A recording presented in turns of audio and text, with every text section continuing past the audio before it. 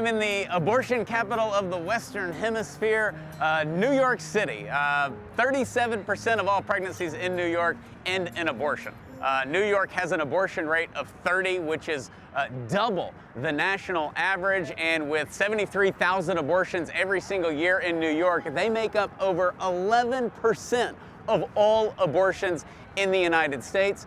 New York notoriously basically invented the new position that the pro-abortion left has, which is in 2019 they lit up the Empire State Building celebrating abortions up to 40 weeks, not requiring a doctor to do an abortion, denying health care to a baby boy or baby girl who survives an abortion. And so they have celebrated abortion, and that's one of the reasons 40 Days for Life, from the very beginning of 40 Days for Life, we've had a huge presence in New York, all the boroughs. I've been to many abortion facilities in this region, and what you should know is that abortion facilities close here, despite what New York is doing, despite making up over 11% of all abortions in the United States, having 37% of all pregnancies end in abortion, and that skyrockets when you look at the Black community.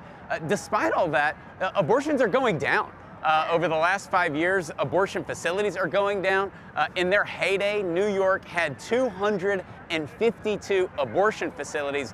Today, they have 115 abortion facilities, and one of the reasons for that is because of 40 Days for Life and the huge presence here. Today we are going to visit two iconic locations that are no longer in business. The first is the flagship Planned Parenthood that is on their founder Margaret Sanger Way in Manhattan, that closed after 13 years of 40 Days for Life campaigns outside. Margaret Sanger actually put the first Planned Parenthood abortion facility in Syracuse. Way back in the day, she said that New York City was too moral and Christian to support an abortion facility, so the first one went in Syracuse, but then later they built this flagship facility that closed back in May and was listed for sale for $39 million. They actually took a lot of heat for closing that iconic location. We will also go to the Bronx, where we will talk with the wonderful leader Pearl, who closed an iconic and notorious abortion facility in the Bronx, to show you that wherever you are watching this video, whatever country, whatever city, if they can end abortion in New York City,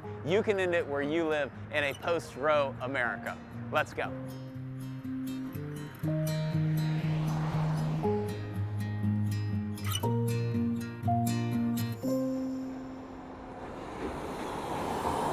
Did you ever think practically coming out here and praying for 20 years that this place would go out of business? No. I know I didn't. No. It was, I mean, like you say, there's kind of all kind of ways you can explain it in material terms, but behind that is some kind of miracle.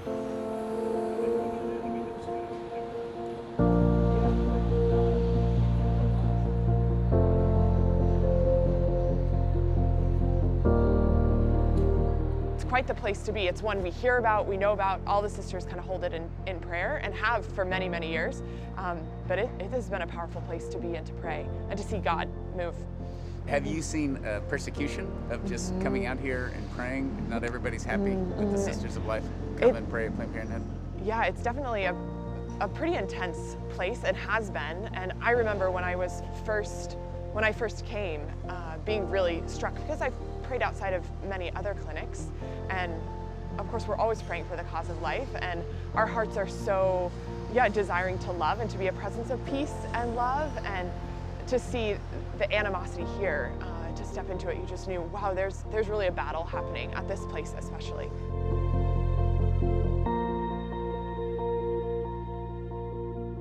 This is such a huge center doing so many abortions.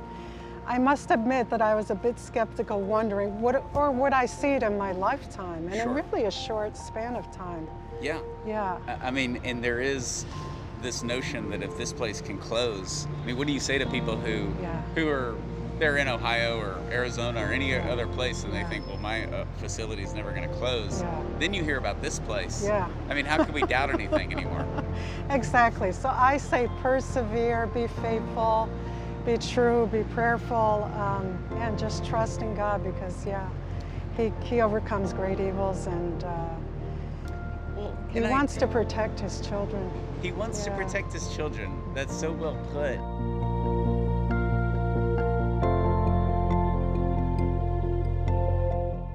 Well, you never know how your prayer will affect. It might not be obvious. So I tell people, what do you accomplish every time you pray in front of a Planned Parenthood? You're witnessing to the community. People are walking by from the community. They know why you're there. You're reminding them that abortions take place there. You're witnessing to the Planned Parenthood or abortion clinic employees. They are reminded every time you're there why you're there. The prayer is powerful. That's a powerful witness. Has anybody chosen life that you've witnessed a baby saved? Oh yes, yes. It's like how do you call this? Very lifting. Uplifting. Uplifting, yes. It's very uplifting, and it's like rewarding. Like you're so happy, and then it's like all worth it. You say, oh, it's all worth it. It's all the insults you get. You said, this is it. This is really rewarding. God is so good. What do you say to somebody who thinks, you know, my facility will never close after you're coming out here for 20 years? And Yeah, you this keep place. praying, keep praying. You know, sometimes, I mean, the gospel for last Sunday, you know, the widow, you know, she got it because she kept insisting. Right. You know, so I mean, you know, I was telling the people, the focus is not on the, you know, the difficult, you know, boss, judge. It's the focus on the persistence in prayer, you know, of the widow. You know, that's you know, thing. So St. Augustine says sometimes, you know, we have to, you know, keep praying so that the heart will go bigger and stuff like that. So, you know, that would be my encouragement, because look what happened. Yeah, look what happened.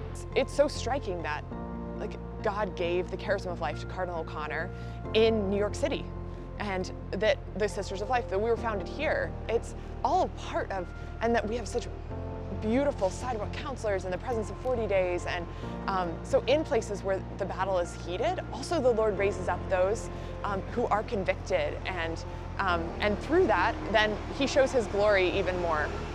It was just this past month, actually, that the 40 Days for Life was here for 10 years. Right. So again, just that reminder of like this, it's not going to happen overnight, but God, I think he does that for us to stretch our hearts, to keep us believing that good can come out of evil.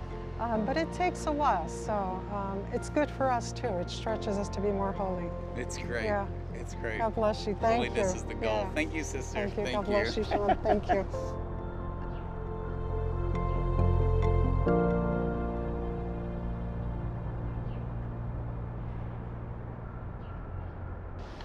Okay, so let's talk about this place. Okay, We're in the Bronx. welcome. You're glad to be here. Yeah.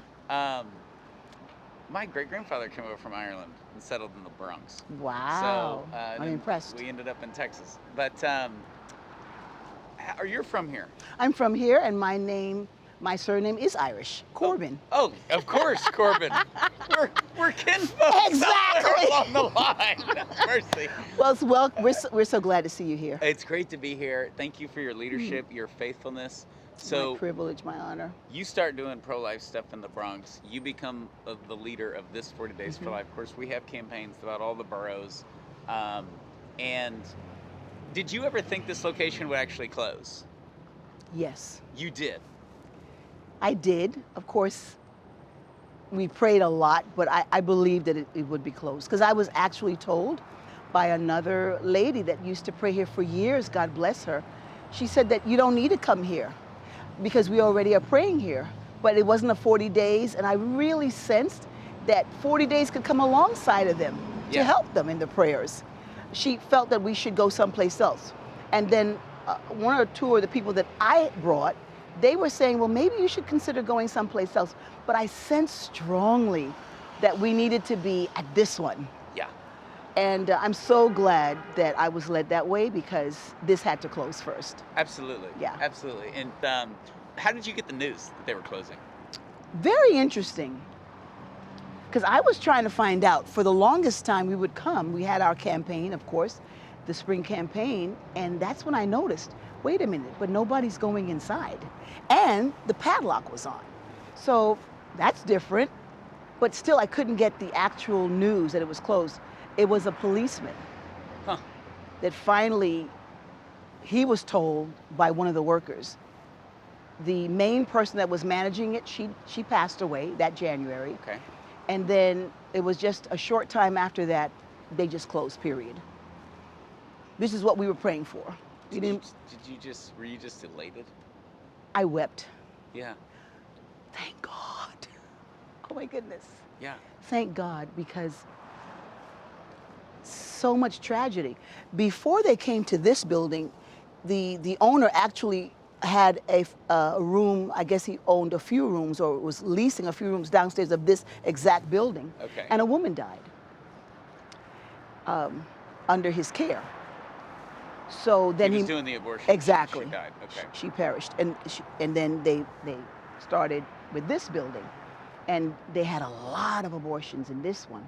Actually, some people even, I think I had 1 or 2 ladies that joined us to be praying for life that actually told me quietly, I had an abortion there. Yeah.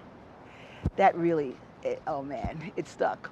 But I was so happy that they were now on our side standing with us. But at least 2 in the 7 years told me that they knew about this too intimately because they actually sacrificed their child inside that place. Right.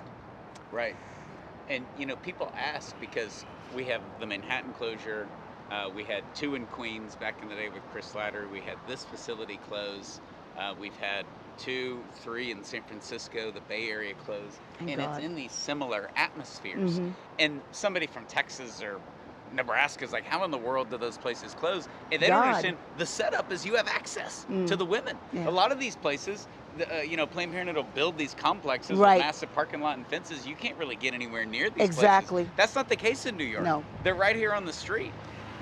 The only barrier was that they would have the client escorts. Yeah. So they would just come as soon as they see us coming, the sidewalk counselors, and they're there. Oh, don't worry, you know, they're not with us, and try to steer them in. But we always got an opportunity to say something. Okay. Thank God, and that was important. So you're right. We did have that little leeway. Sometimes I would even catch them coming out of the taxi. Oh, nice. So now I'm in competition with the client escort. Yeah. But I'm still, you know, we're here for you. We're here to help you. What ultimately God did here, which is this persistence Yes. of faith Yes. and your belief that if we reach enough women, then we'll save enough babies, then we can close this place. Amen. And it doesn't matter where it is. The human heart is the same, and that's exactly what happened here. Praise God. Even a couple of the workers left. So thank Wow. God for that. That's Yeah. unbelievable. Mhm. Unbelievable. So 7 years. Yes. 7 years at 40 days for life was Sure, here. sure. Yeah. Yeah. And in that last year, that's it. Some people get upset when I say this, but I believe that America can be an abortion-free country. I'm praying for that. That can happen. And when you look at now, we have 26 states that pass pro-life laws, you know, following the fall of Roe versus 7 states that pass pro-abortion laws. We have abortion-free states. We have states with all-out abortion bans or states that either highly regulate abortion. I think we can be abortion-free because of places like this. Yes. Because in the end, the resurrection wins.